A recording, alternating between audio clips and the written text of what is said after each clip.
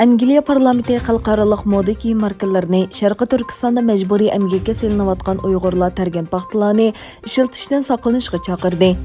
Payshanba kuni Angliya parlamentida o'tkazilgan guvohlik berish yig'inida Adidas, Amazon, H&M, Gap guruhi, Zara, Nike va Puma qatorliq 10 dan ortiq donliq markadan Sharqi Turkiston rayonidan kelgan ta'minlash zanjirida zamonaviy qulluq xavfiga qanday taqobil turganligini tushuntirish talab qilindi.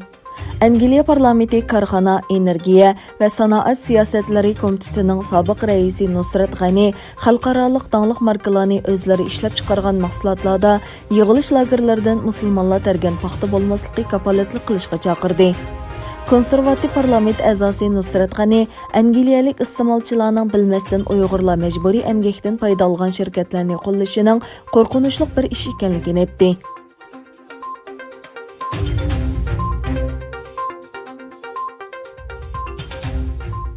İstanbul'un Avcılar degan rayonida noma'lum kishi tarafidan o'q etilib ig'ir yaralangan Yusufjon Ahmad doktorxonada davolanayotgan bo'lib, 11-oyning 5-kuni kechada tuyuqsiz ahvoli ig'irlashib, jiddiy qutqizish bo'limiga ilingan.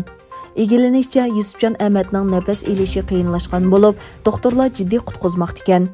İstanbul'daki Sharqi Turkiston kishilik huquq ko'rsatish jamiyatining bosh kotibi Nuriddin Izbosar apandi Yusufjon Ahmadning hozir jiddiy qutqizish bo'limida jiddiy davolanayotganligini ta'kidladi. Onun bildirishicha, seshanba kuni Yusufjonning ahvoli ilgirgidan yaxshilanib, jiddiy qutqizish bo'limidan yo'tkalgan ekan. Çarşamba kuni kechda Yusufjon tuyuqsiz o'zgarib qilib, nafas ola olmay qiynalgan va doktorlar uni qaytadan tekshirib, jiddiy qutqizish bo'limiga yo'tkagan. Egilanishicha, Yusufjon ig'ir yaralanib davolanayotgandan buyon Turkiya saqchilaridan 2 saqchi xodimi har kuni doktorxonada navbat bilan Yusufjonni qo'g'dimoqda ekan.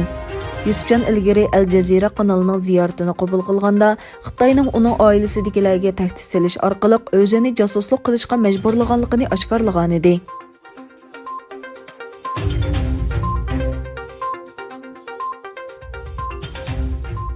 Dastlabda Xitoyning Lanzhou shahridagi bir dori zavodining aslahallaridan tarqalgan Berokilla bakteriyasining hozirgacha 6 mingdan ortiq kishiga tarqalganligi aniqlandi. Xitoy davlat taratqullarining xabariga qaraganda, bu bakteriya Xitoyning g'arbiy shimolidagi Gansu o'lkasining markaziy Lanzhouda 55725 odam ustida ilib berilgan sinov natijasida 6620 odamda bayqalgan.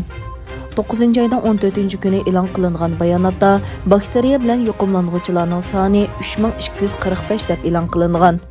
Vaksina ishlab chiqarish jarayonida hor qo'yib berishning to'g'ri bo'lmasligi va uning shamol orqali atmosferaga tarqalishi bakteriyaning tarqalishini keltirib chiqargan sabablar ekan.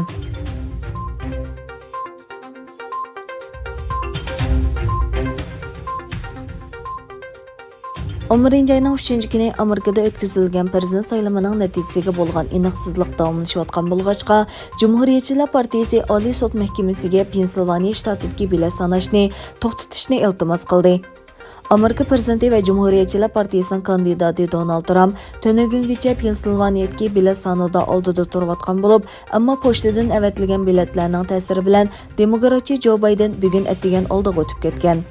Cumhuriyetchilar partiyasi 11-oyning 3-kunidan keyin saylov markaziga yetib kelgan pochta biletlarini hisoblamaslik uchun Oliy sud mahkamasiga iltimos sungan bo'lib, shtat sud mahkamasining 6-noyabrgacha kelgan biletlar hisoblanadi degan qarorni inovatsiz deb e'lon qilinishini talab qilgan. Saylovdagi eng halqiliq shtatlarning biri bo'lgan Pensilvaniya shtatida 20 vakil bor bo'lib, %96% bilet sanalgan. Biden Trumpga qarshi taxminan 13 ming bilet bilan oldingi o'ringa o'tgan. Prezident saylovida g'alaba qilish uchun kandidatlarning biri cho'qim 270 vakilga yetish kerak. Navbatda Biden 253 vakilga, Trump 214 vakilga erishdi.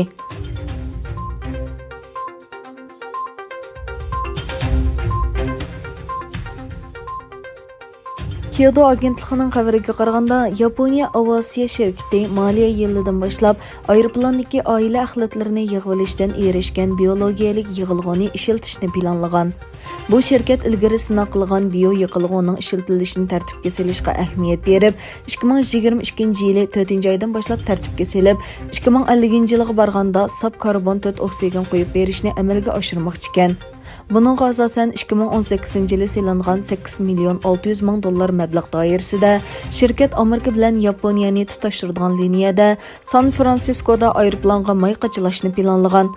Kyodo'nun bildirishicha, Yaponiyaning eng chong aviatsiya shirkatlarining biri bo'lgan All Nippon aviatsiya shirkatimi 2023 yildan boshlab bioyoqilg'i ishlatishni boshlaydi ekan.